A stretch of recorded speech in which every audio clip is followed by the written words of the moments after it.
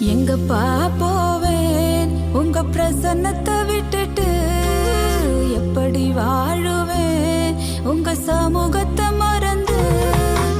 எங்கப்பா போவேன் உங்க பிரசன்னத்தை